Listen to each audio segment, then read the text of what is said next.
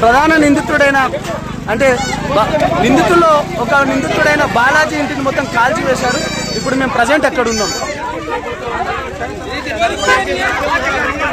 వాళ్ళ చెల్లెలు కూడా వచ్చింది, మంగళి వాళ్ళ చెల్ల కూడా వచ్చింది. ఇంద్రావతి వచ్చిందా? ఇంద్రావతి మధుకి ఇచ్చే అమ్మాయి అది.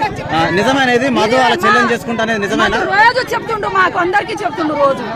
ఏమని చెప్పేది? మంగళి వాళ్ళ చెల్లెకి చేసుకుంటున్నా అని. మంగళి వాళ్ళ తమ్ముడు కూడా మల్లెపల్లి ఆఫీస్ కాడ వచ్చి ఆఫీస్ మొత్తం ఓపెన్ చేసి చేపించిన కూడా ఆయన. మంగళి ఎన్నిసార్లు వచ్చిందమ్మా ఇక్కడికి? ఇక్కడ అయితే మేము చూసింది 3 సార్లు. అంటే ఒకసారి ఏమో ఫంక్షన్ కి వచ్చింది, మిగతా 2 సార్లు దేనికి వచ్చింది? నైట్ పైసల కోసమే తిరుగుతుండు. వాళ్ళ మధ్య అంటేనే తిరుగుతుందా? నైట్ వచ్చి ఏం లేని ప్రజలకి చూసుకొని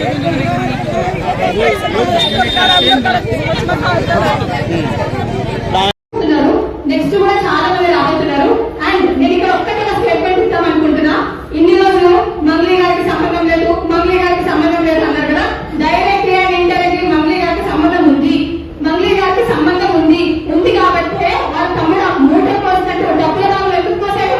నా తమ్ముడు అండి, నా తమ్ముడికి ఏం తెలియదు, ఈయన డబ్బులు తీసుకున్న పేరు అని అడిగారు మంగళి గారు. మరి మీ తమ్ముడే కదా శివ చౌహాన్ అంటే, మీ తోడబుట్టిన తమ్ముడే కదా.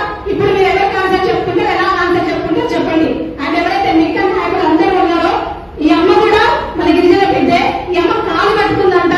మీరు ఇప్పటికైనా ఆలోచించి బయటకు రావాల్సిందిగా నేను కోరుకుంటున్నాను మిగతా నాయకులు కూడా. నమస్కారం, నా పేరు వినోద్ నాయక్. నేను Janasena student wing OU president ఉన్నా, స్టేట్ అడ్హాక్ కమిటీ మెంబర్గా ఉన్నా. ఈరోజు గత కొన్ని రోజుల నుంచి మైక్రో ఫైనాన్స్ పేరిట జరుగుతున్న అన్యాయాలలో భాగంగా మేము క్వశ్చన్ చేయడం జరిగింది. ఇప్పటికే ఉస్మానియా యూనివర్సిటీ వేదికగా ప్రెస్ మీట్ పెట్టడం జరిగింది, ప్రెస్ క్లబ్లో ప్రెస్ మీట్ పెట్టడం జరిగింది. బాధితుల సమక్షంలో కొంతమంది బాధితులతో మీడియా సమక్షంలో మాట్లాడడం జరిగింది. ఈరోజు మీడియాకు హ్యాండ్స్ అప్ చెప్తున్నా. ఎందుకంటే ఈరోజు ఇంత పెద్ద స్కామ్ని మీడియా వాళ్ళే బయటికి తీసుకొచ్చి మేము ఎక్కడో హైదరాబాద్ నుంచి గ్రామీణ ప్రాంతం వరకు మీడియా బస్సు కట్టించుకొని వచ్చే చూసే పరిణామం కనిపిస్తుంది. ఇప్పుడు మీరు చూసుకున్నట్లయితే బాధితులు ఒక్కొక్కరు 1 లక్ష నుంచి 5 కోట్ల నుంచి 7 కోట్ల వరకు ఇందులో భాగమై ఉన్నారు.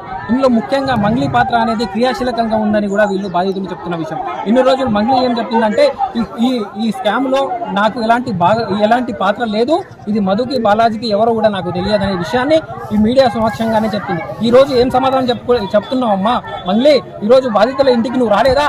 అంత పెద్ద విల్లాలు ఎవరు? బాధ్యులు ఇచ్చిన వాళ్ళు, డబ్బులు ఇచ్చిన వాళ్ళేమో విల్లాలేమో చిన్నగా ఉంటుంది, వాళ్ళేమో ఇల్లులేమో గుడిసెల్లో ఉంటుంది. వాళ్ళు కోట్లలో స్కాములు చేసి ఈరోజు బంగ్లాల్లో వాళ్ళు నివసిస్తే పేద ప్రజలు ఇండ్లలో నివసించాలా? ఇది ఎంతవరకు న్యాయం? మీ తమ్ముడికి మొక్కలు చూపెట్టుకో చెప్పావు కదా, ఇది ఫేసేనా, డబ్బులు లెక్క పెట్టే ఫేసేనా అని. ఈరోజు ఏం సమాధానం చెప్తున్నావు? వేలాది సంఖ్యలో మంది ఎందుకు వచ్చారు? ఇక్కడ అందరు బాధితులు, విలేజ్లో అందరు బాధితులు. వాళ్ళు ఈ రోజు ఏం చెప్తున్నారంటే మేము మందు తాగి సస్తాం అని 3 కూడా చనిపోవడం జరిగింది. ఈరోజు ఏం సమాధానం చెప్తున్నావు? నువ్వు ఒక సినీ యాక్టర్లో, ఒక సినిమా ఇండస్ట్రీలో ఒక ఫేమస్ పాడే వ్యక్తివి, సింగర్వి. ఈ రోజు నువ్వు వీళ్ళకి ఏం సమాధానం అంటే గిరిజన బిడ్డలే కనిపించారా నీకు మోసం చేయనిక? సిగ్గుండాలి కొంచెమైనా. ఈ రోజు సభ్య సమాజానికి ఏం మెసేజ్ ఇస్తున్నావు? ఒక ఆడపిల్లని స్కామ్ లో భాగమని చెప్తూ నువ్వు ముఖం మీద చూపెట్టుకుంటున్నావు. ఇక్కడ ఈ బాధితులు ఉంది గిరిజన ప్రజలు కాదా? వీళ్ళు బిలో పావర్టీ లైన్ కింద ఉన్నవారు ఈ రోజు వేల సంఖ్యలో వాళ్ళకు వడ్డీకి ఆశపడి ఈ రోజు ఎక్కడి నుంచో వాళ్ళ బాధితుల నుంచి డబ్బులు తీసుకొచ్చి, వాళ్ళ కుటుంబ సభ్యుల నుంచి డబ్బులు తీసుకొచ్చి ఇస్తే ఈ రోజు ఏం చేస్తున్నారు? మా ముఖ్యమైన డిమాండ్ ఏంటంటే బాధితుల పక్షాన ఎంతవరకు అయితే అంతవరకు కొట్టడానికి మేము సిద్ధంగా ఉన్నాం. గవర్నమెంట్ ఇన్ని మీడియాలు చూపిస్తున్నా, గ్రామీణ స్థాయిలో వచ్చి మీడియాలు వేలాది సంఖ్యలో, స్టేట్ మీడియాలు అన్నీ ఉన్నాయి, అన్ని మీడియాలు చూపిస్తున్నా ఈ ప్రభుత్వం చిత్తశుద్ధి లేకుండా ఎందుకు వహిస్తుంది? ముఖ్యంగా ఈ బాధితులకు ఎంతవరకు వీలైతే అంతవరకు న్యాయం చేసే విధంగా ఈ ప్రభుత్వం చొరవ తీసుకోవాలి. లేని పక్షంలో ఇదే గ్రామం నుంచి, ఈ పలుగుతండా నుంచి వేలాది మందితో మేము సెక్రటరేట్ ముట్టడి కావచ్చు, మేము అసెంబ్లీ ముట్టడి కావచ్చు, ఇలా అవసరమైతే ప్రగతి భవన్ ముట్టడి కూడా చేస్తాం. ఎందుకంటే బాధితుల పక్షం మేము ఓటేసి మిమ్మల్ని గెలిపించుకున్న వాళ్ళు తెలుసో తెలియకో తప్పు జరిగింది, వాళ్ళని సరిదిద్దే ప్రభుత్వం కూడా దీన్ని చొరవ చూపించి వాళ్ళకి న్యాయం జరిగే విధంగా వాళ్ళకి ఆదుకోవాలని కూడా ఈ గ్రామం తరఫున మేము కోరుకుంటున్నాం.